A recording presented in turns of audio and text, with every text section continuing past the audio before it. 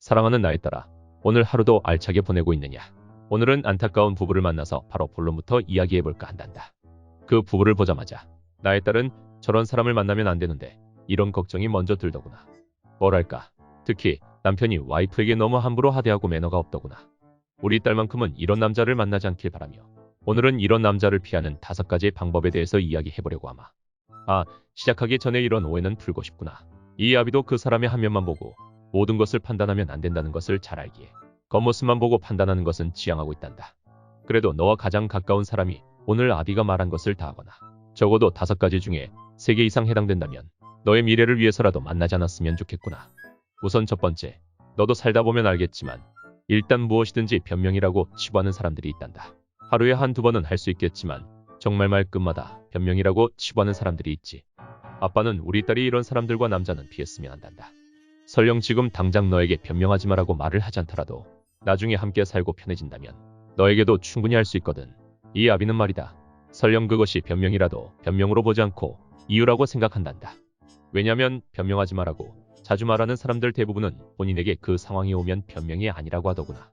변명이 좋다, 나쁘다를 떠나서 일관성이 없는 사람은 피했으면 좋겠구나. 그리고 두 번째는 큰소리치고 기가 센 사람이란다. 이런 사람들은 보통 고집이 세지. 물론 살면서 고집이 어느 정도 필요하지만 근거 없는 고집은 아집에 가깝단다.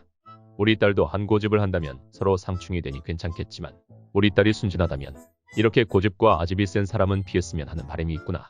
왜냐하면 추후에 너의 의견을 표출하지 못할 확률이 높기 때문이란다. 만약 그렇게 된다면 이 아비는 무척 속상할 것 같구나. 보통 기가 센 사람들은 자신의 말이 다 맞고 법으로 보는 경우가 허다거든.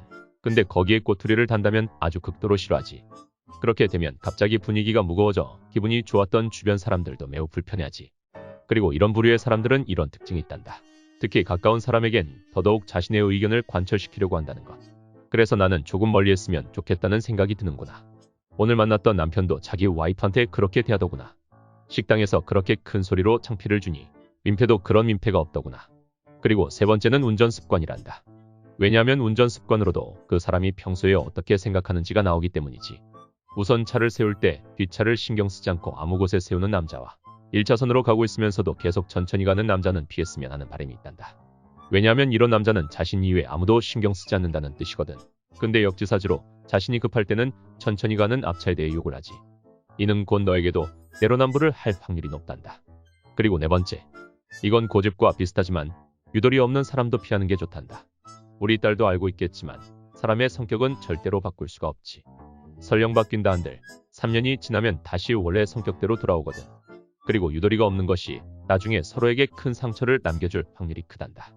이런 사람들은 자신의 뜻대로 안 되면 하루 종일 울상인데 이런 상황은 보통 결혼을 하거나 여행을 갈 때 많이 일어난단다. 물론 사람마다 절대 양보할 수 없는 부분이 다 있겠지만 그 부분을 제외하고도 매번 유도리 없이 자신의 의견만 고집하는 남자는 웬만해선 피하면 좋겠구나. 그리고 마지막 5번째, 자신의 뜻대로 안 되면 무조건 화를 내고 손이 올라가는 사람이란다.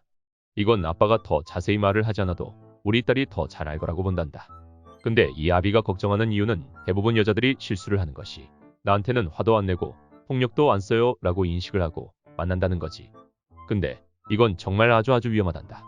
정신이 멀쩡할 때는 너에게 화도 안 내고 폭력도 안 쓰겠지만 만약 술이 들어간다면 얘기가 달라지지. 술을 먹으면 정신적으로 제어가 안 되기에 너에게 화를 낼 수도 있고 폭력을 행할 수도 있지. 그리고 술을 안 먹더라도 결혼하고 5년, 10년이 지나면 점점 화를 내는 빈도수가 높아질 수도 있단다. 근데 내가 더 걱정인 것은 너의 아이에게도 손이 올라가지 않을까. 이런 노파심이 드는구나. 이건 그저 나의 기우이길 바랄 뿐. 정말 할 이야기가 더 많지만 오늘은 여기까지 이야기를 해보마. 이 아빠는 말이다. 인생에 있어서 정답은 없다고 보지만 해답은 있다고 보거든. 뭐랄까, 좀 더 나은 방향이랄까. 나는 우리 딸이 더 나은 남자를 만나길 바라고 보다 더 행복해지길 바라며 오늘은 여기까지 이야기를 하마. 사랑하는 나에 따라 오늘 하루도 정말 고생 많았고 다음에도 더 유익하고 힘이 되는 주제로 찾아오마.